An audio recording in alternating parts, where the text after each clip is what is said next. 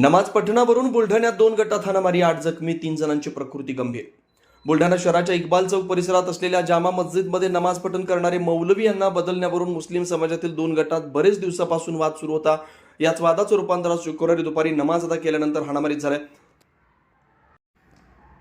यामध्ये दोन्ही गटातील 8 जण जखमी झाले. 3 जणांची प्रकृती गंभीर असल्याची माहिती मिळते. सर्व जखमींवर बुलढाणा सामान्य रुग्णालयात उपचार सुरू आहेत.